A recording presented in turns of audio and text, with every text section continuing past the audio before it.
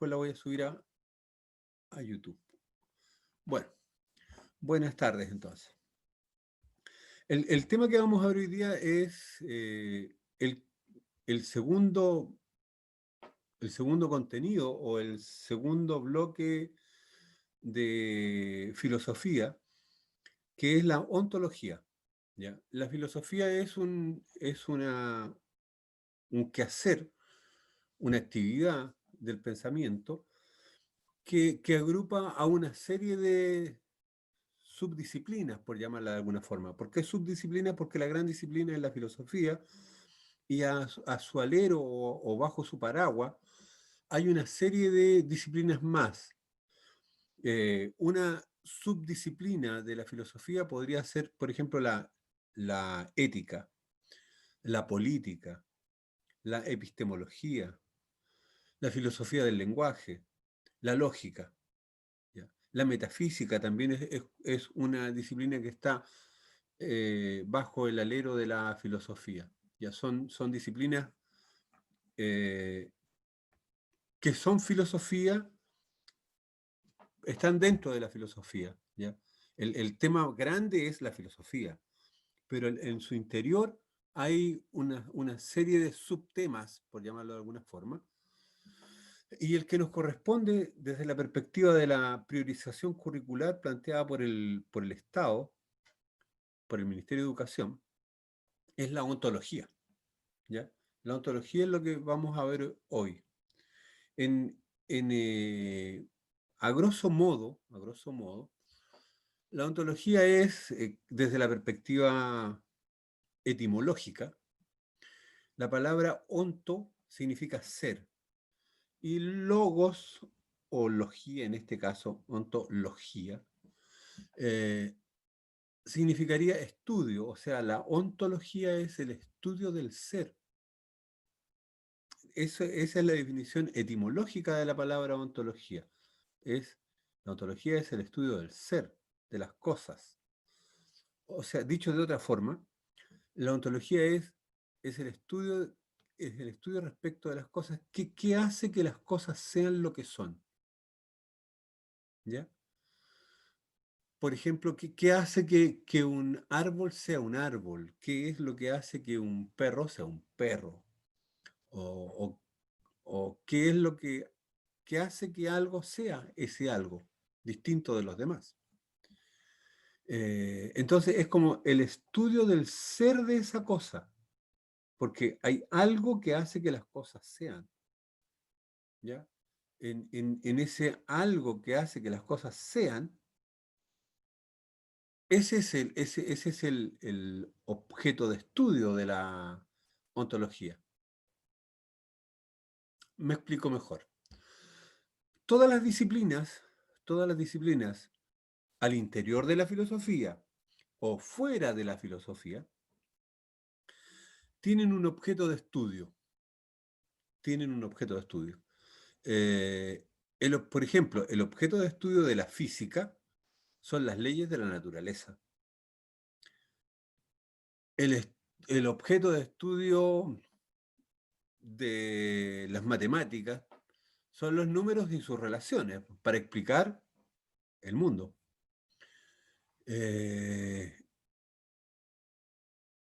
La ontología, su objeto de estudio es lo que hace que las cosas sean lo que son. Lo que hace que las cosas sean lo que son. O sea, las cosas son, pero ¿qué es aquello que permite que esa cosa sea? Y ese es eso que hace que las cosas sean, además, la diferencia de las demás. O sea, marca la diferencia. Para explicarles nuevamente lo mismo, pero ahora desde otra perspectiva, voy a compartirles pantalla, pero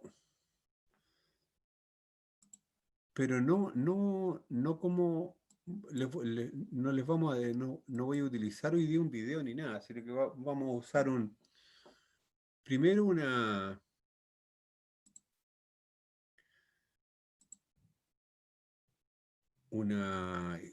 ¿cómo se llama esto? un cuadro en donde muestro lo que les había explicado recién. Necesito saber si ustedes ven lo que estoy compartiendo. ¿Se ven? Chicas, ¿ven que estoy compartiendo algo en la pantalla que ustedes, en la que me están viendo?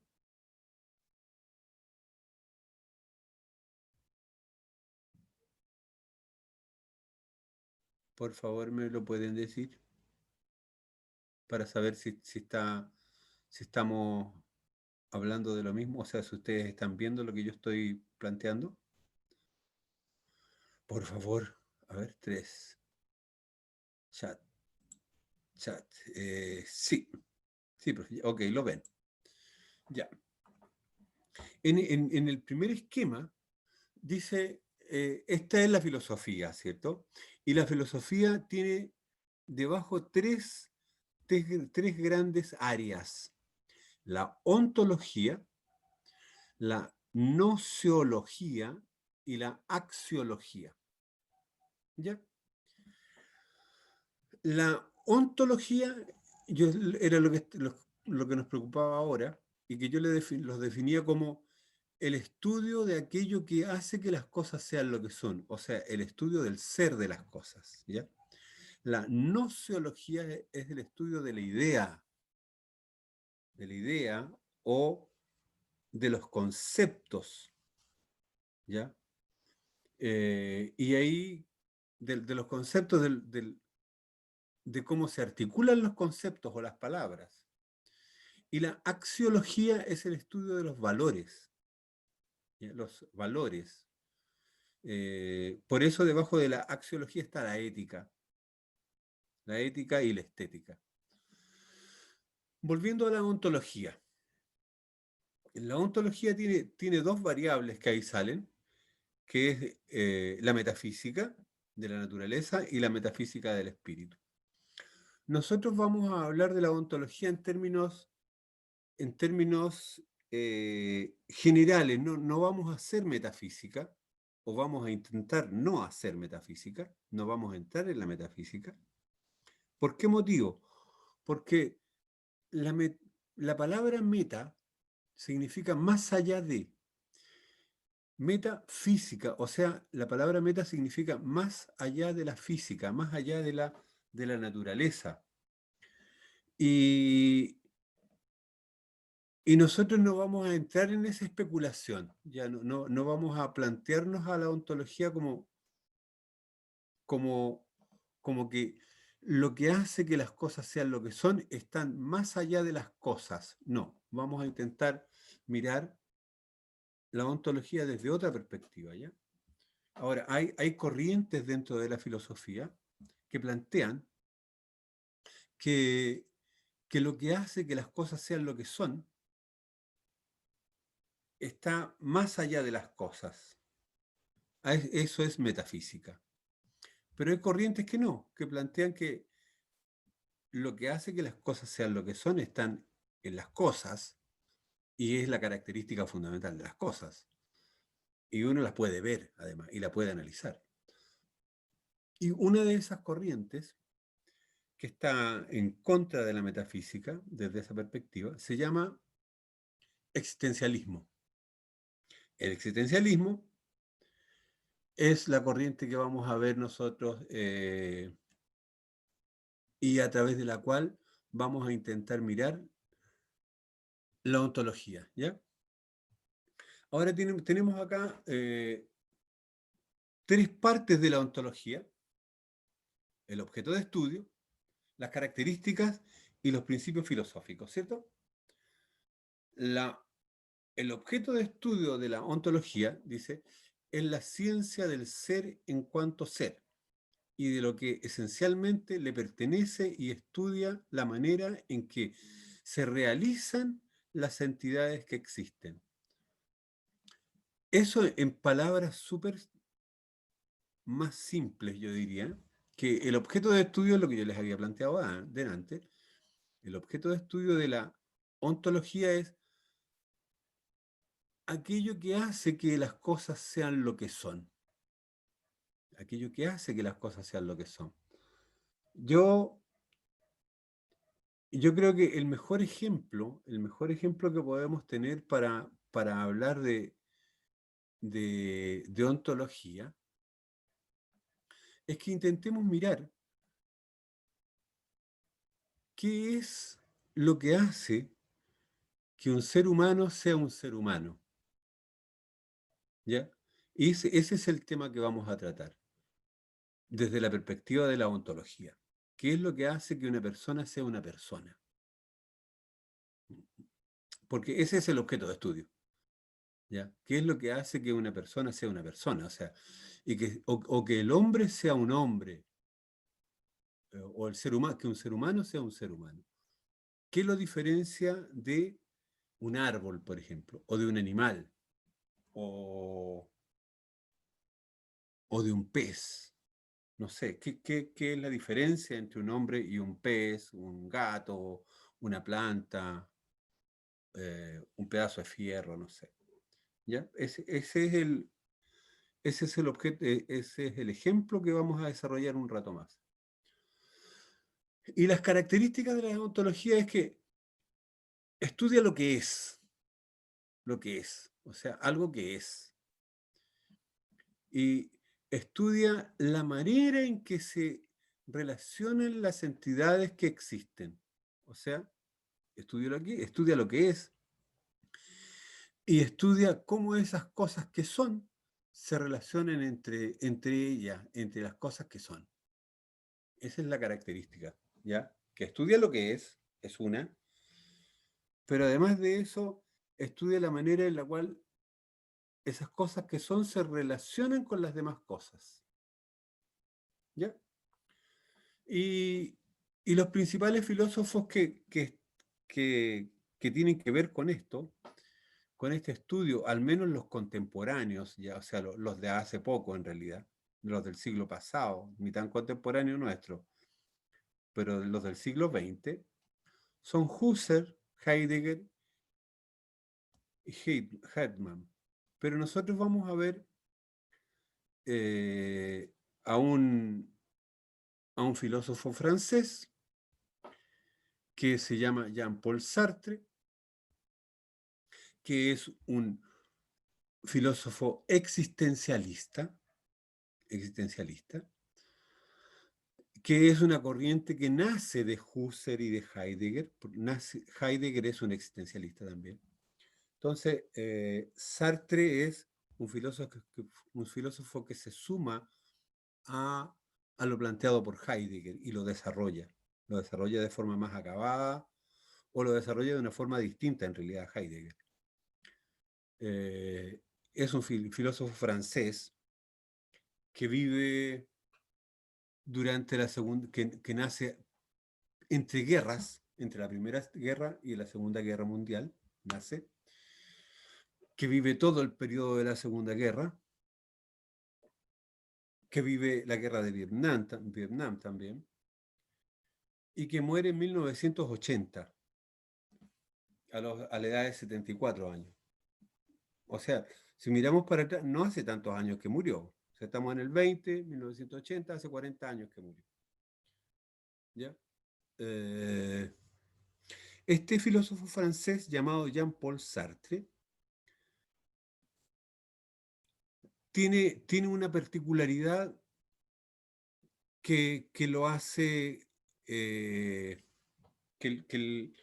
por la cual yo lo elegí para enseñarles la ontología, y es que su método de estudio se llama fenomenología. ¿Ya? El método de estudio que utiliza es la fenomenología. ¿Y qué es la fenomenología? Fenómeno es aquello que captamos a través de los sentidos o que se hace presente a los sentidos. Eso es un fenómeno. Eso que usted, que, que de repente dicen, mira, oh, parece un fenómeno. No, todo es un fenómeno. Yo soy un fenómeno, ustedes son un fenómeno, la madre de ustedes es un fenómeno, el padre de ustedes es un fenómeno, sus hermanos son fenómenos. Todos somos fenómenos. ¿Por qué? Porque nos hacemos presente a los otros a través de los sentidos de los otros. O sea, el otro me mira a mí, me ve, o sea, a través del sentido de la vista, él me ve. Y me ve como un fenómeno. ¿Qué son los fenómenos?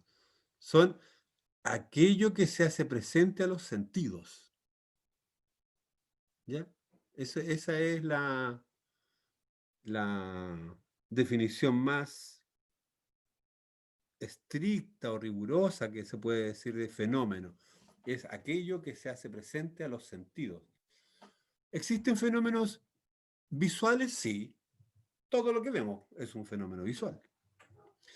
¿Existen fenómenos auditivos? Sí, sí. Todo lo que yo escucho es un fenómeno auditivo. ¿Existen fenómenos del tacto? Sí. Todo lo que yo toco o percibo con mi piel son fenómenos. La mesa esta sobre la cual yo estoy y la toco es un fenómeno para mi piel. El gusto también. En el paladar yo siento un rico helado de mango, o un rico helado de chocolate amargo, ¿ya? Entonces ese helado de chocolate amargo es un fenómeno, porque se hace presente a mis sentidos. ¿Qué más podemos decir? Esos son los fenómenos. ¿Qué es un fenómeno? Aquello que se hace presente a través de los sentidos. ¿Por qué estamos hablando de fenómenos? Porque yo estoy intentando definirles la fenomenología. La fenomenología. ¿Qué es la fenomenología? Es el estudio de los fenómenos. ¿Ya? Es el estudio de aquello que se hace presente a nuestros sentidos. ¿Por qué estamos hablando de fenomenología? Porque el método que utiliza Jean-Paul Sartre cuando él realiza su estudio en la ontología, el método que utiliza se llama fenomenología. ¿Ya? O sea, ¿qué va a captar a través de este método Sartre? Aquello que se le haga presente a los sentidos. No va a captar cosas que no se hagan presente a los sentidos. Tan solo va a captar cosas que se hagan presente a los sentidos. ¿Ya? Eso. Tan solo va a estudiar aquello que se haga presente a los sentidos. Y sobre esas cosas que se hacen presente a los sentidos, va a intentar averiguar qué es lo que hace que esas cosas sean lo que son. ¿Qué es lo que hace que las cosas sean lo que son? Hay una nota en aquello que yo les estoy mostrando que dice que hay dos cosas que no se pueden obligar a un hombre: a pensar y amar. Esas son los límites infranqueables de la libertad. Yo no puedo obligar a nadie a pensar en algo, ni puedo obligar a nadie a amar a alguien. No podemos obligar a la gente a amar. Es algo que le nace o que no le nace. Bueno, esta frase, hay dos cosas que no se pueden obligar a un hombre: pensar y amar, son los límites infranqueables de la libertad.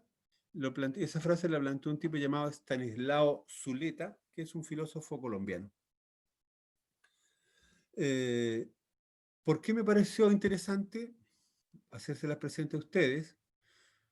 Porque yo siempre había pensado, en realidad nunca había pensado en el amor como un signo de mi libertad.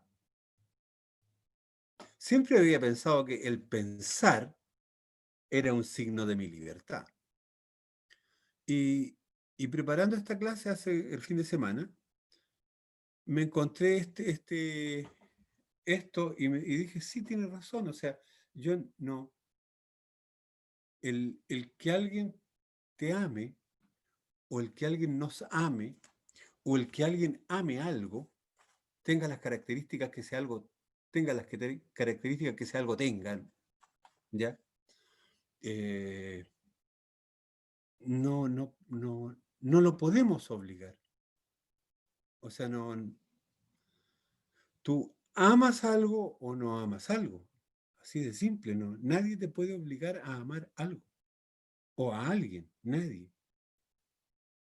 El amor es algo que no es posible de ordenar así, no es posible de decir, no, es que tú me tienes que amar. No, no, no. Es un signo de una característica fundamental del ser humano, el amor. Y me gustó, por eso la acepté la frase. Y respecto del pensar, lo mismo que el amor. Nadie te puede obligar a pensar. Absolutamente nadie. En algo definido. Qué sé yo, yo puedo estar hablando de esto ahora y mi intención es que tú pienses en esto que te estoy explicando, pero yo no las puedo obligar a que piensen en la ontología o a que piensen lo que yo estoy planteando, no los puedo obligar. Es algo que ustedes deciden solas o solos. Es algo que les pertenece, no, es infranqueable. No podemos pasarlo a llevar. Aunque quisiéramos. O sea, yo puedo amarrar a una persona, torturarla, decirle, no, es que tienes que pensar en esto. Y por más que lo amarre, lo golpee, lo torture, la persona va a pensar siempre en lo que ella estime pertinente o en lo que ella quiera. Porque además de eso yo no tengo herramientas para saber en lo que está pensando. De hecho, yo ahora, hablando a ustedes, espero que ustedes me estén escuchando además, eh, no puedo obligarlos a pensar en lo que yo estoy hablando. No puedo. Es, o sea, yo les puedo decir que si no se ponen a pensar en lo que yo estoy planteando, les va a ir mal después, pero es una amenaza, pero no sirven las amenazas para pensar. De nada, no sirven de nada. ¿Ya? Entonces, el pensar y el amar, o el amor, pero dicho bien, en realidad es el amar, el yo amar, el tú o ustedes amar a alguien o amar algo, amar a sus mascotas, por ejemplo, o amar un recuerdo. Un recuerdo, también uno puede estar enamorado de un recuerdo o de alguien o de personas, porque uno no tiene por qué amar tan solo a una persona, puede amar a un conjunto de personas. Así es como amamos a nuestra familia, por ejemplo, y a veces nuestra familia es gigante y la amamos. Pero bueno, el pensar y el amar son características, eh, ¿cuál es la palabra exacta? Es características, a ver,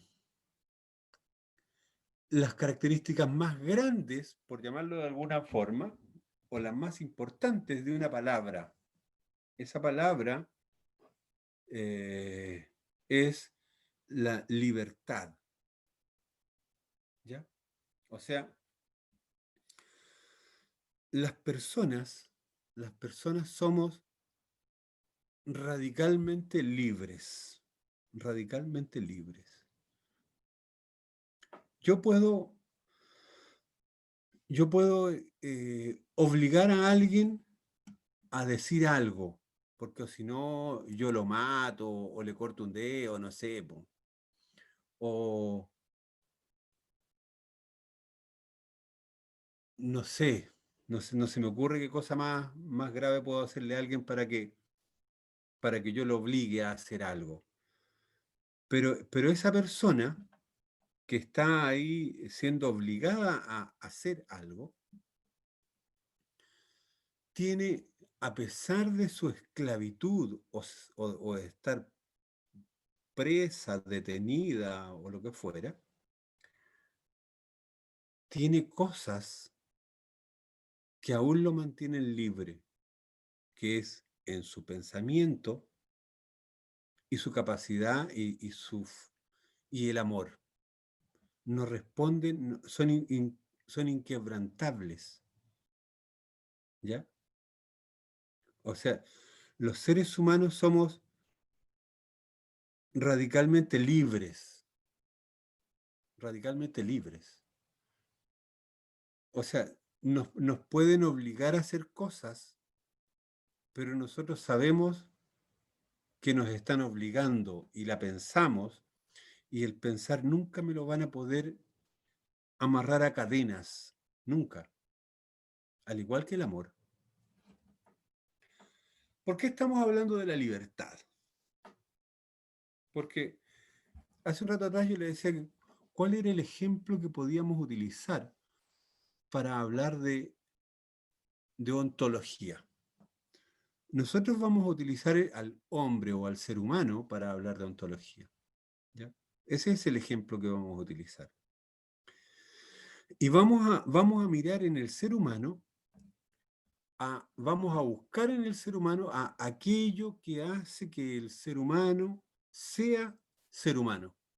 O sea, aquello que hace que una persona sea una persona, o aquello que hace que un hombre en el sentido universal, no en el sentido de género, ¿ya? En el sentido universal, el hombre completo. eh, ¿Qué es lo que hace que el hombre, sea un hombre? Qué es lo que lo hace ser?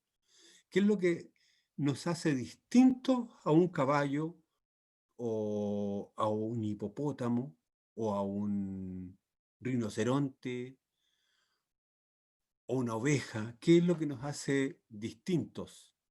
Distintos. ¿Ya? Distintos a los demás.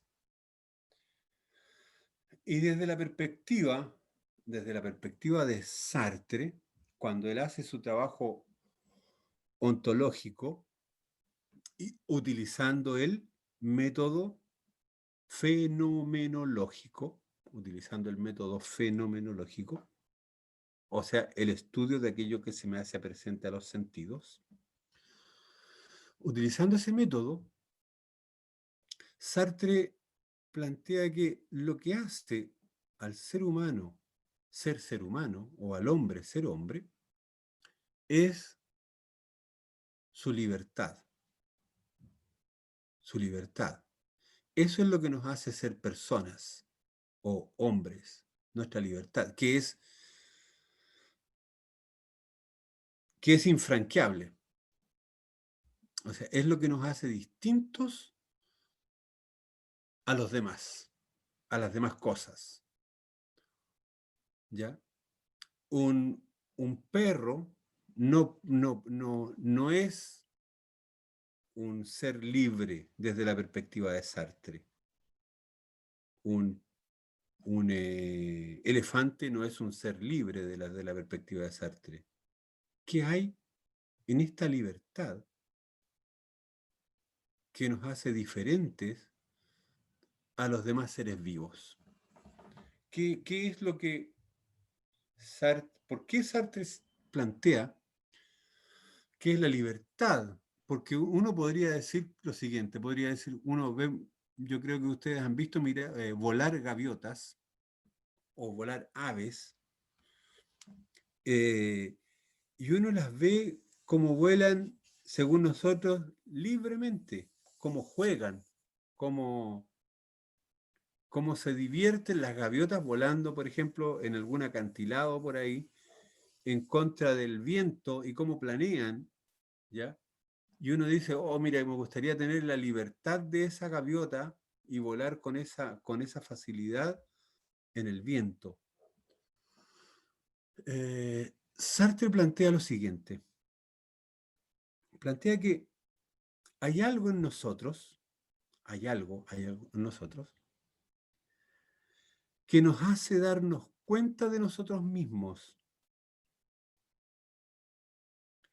Uno de los conceptos que yo pedía en la evaluación que pasó era la conciencia. Yo preguntaba por qué, que por favor ustedes me explicaran lo que era la conciencia. Y, y la conciencia yo la había definido antes. La conciencia es aquello que me permite mirarme a mí mismo, me permite mirarme a mí mismo, cuestionarme a mí mismo, observarme a mí mismo y enjuiciarme. Pero también me permite darme cuenta de mí mismo. Yo soy consciente de mí mismo. A veces yo ocupo el siguiente ejemplo normalmente, ¿ah? No es el mismo siempre, pero normalmente ocupo un ejemplo similar cuando estoy explicando lo que es la conciencia. Ustedes y yo caminamos por el mundo sin saber que tenemos rodillas o espaldas. Caminamos nomás. Lo normal es que caminemos sin darnos cuenta que tenemos rodilla o espalda. De hecho, no somos conscientes de tener rodilla ni espalda. Caminamos. ¿Cuándo somos conscientes de que tenemos rodillas o espalda? Cuando nos duele la rodilla o cuando nos duele la espalda.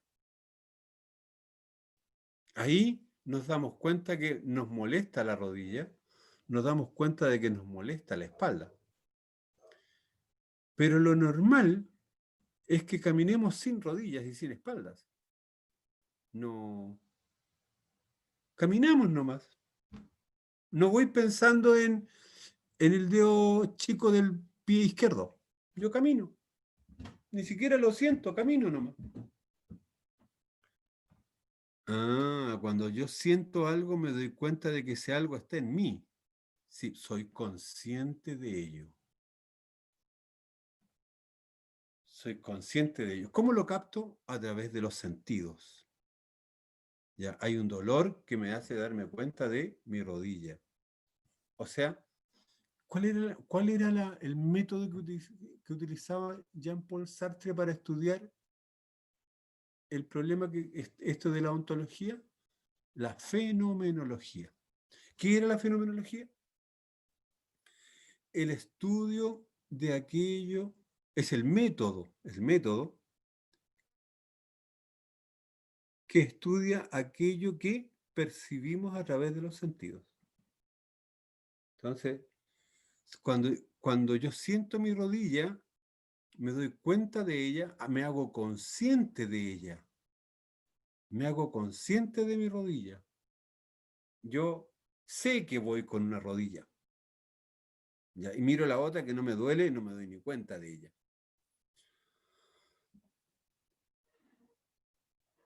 La conciencia, ¿qué es la conciencia? Dijimos, aquello que me hacía, que me permitía darme cuenta de mí mismo, ¿ya? La conciencia es lo que me permite dar cuenta de mí, ya sea de mis actos o de mis no actos, lo que no hice.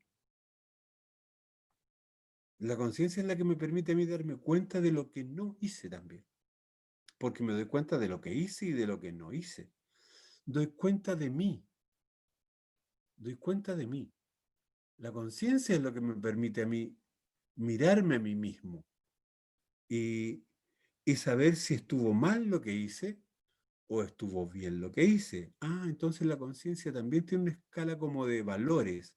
Sí, la conciencia me permite también, me permite enjuiciar mis actos, saber si fueron acertados o no fueron acertados.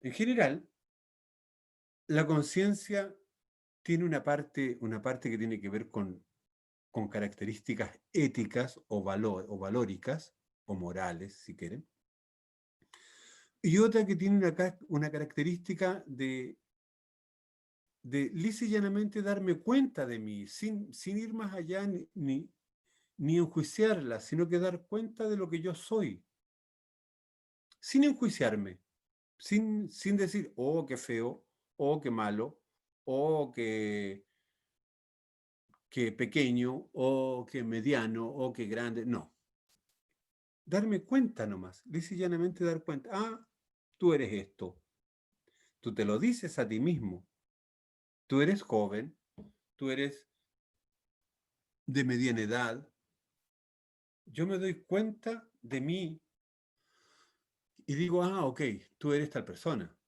Doy cuenta, cuando yo digo, a través de la conciencia doy cuenta de mí, es como decir quién soy. Ese en realidad es la mejor forma de definirla. La conciencia es aquello que me permite saber quién soy en realidad,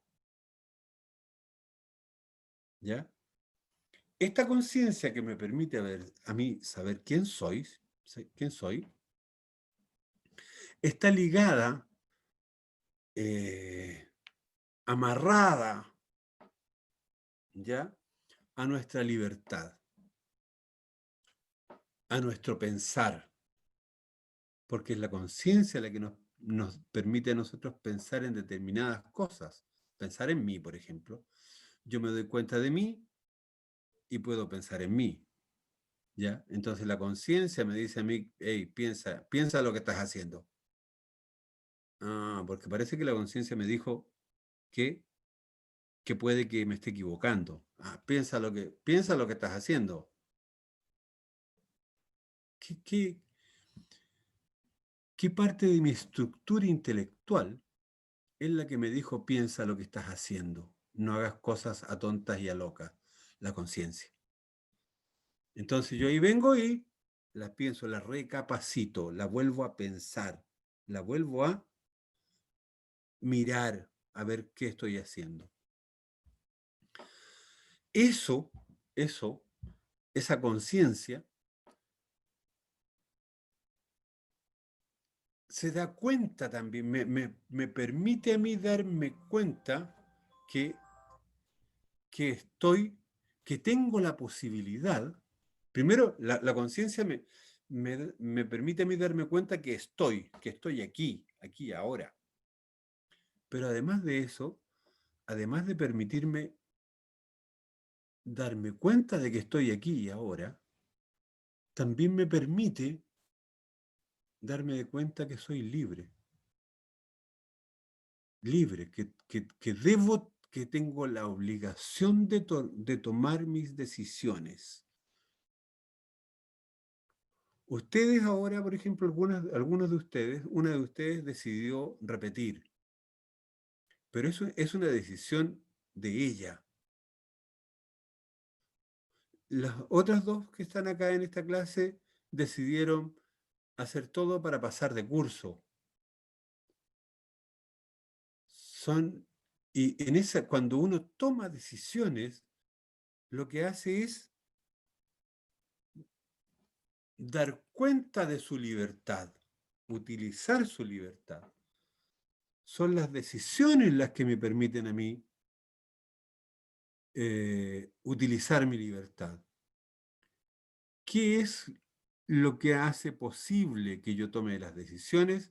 Primero, mi conciencia, porque mi conciencia me permite a mí dar cuenta de mí.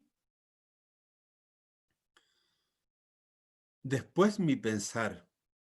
Soy consciente y eso me obliga a pensar, a pensar en mí. cuando pienso en mí y me desarrollo y digo, ah, no, mejor yo creo que no es conveniente que pase de curso por esto, esto y esto y esto otro. Ok, decido repetir. O digo, ah, sí, sí, yo creo que el próximo año puedo llegar a equiparar esto y, y puedo estudiar más. Por ahora saco tercero, el próximo año, ya, ok, paso de curso. Tomo decisiones. ¿Por qué tomo decisiones? Porque soy libre. ¿Qué es lo que me hace distinto de una gaviota? Es que yo decido radicalmente todos mis días. Yo decido mis días. Las gaviotas no deciden sus días. ¿Ya? Las gaviotas no son conscientes de su volar. Las gaviotas vuelan, sí, y se ven hermosas volando contra el viento o a favor del viento, pero no deciden volar, no son conscientes de su volar. Ya nosotros somos conscientes de nuestro caminar, de nuestro estar, porque somos conscientes, ese estar consciente de nosotros es el que nos permite eh, ser libres. Esta clase va a llegar hasta acá, ahora. La próxima clase vamos a desarrollar más el tema de la conciencia y la libertad. Esta clase era introductoria al tema que viene la próxima sesión. Y después de esa sesión va a venir la evaluación. ¿Ya? Así es que tengan una buena tarde y con esto me despido. Chao, profe.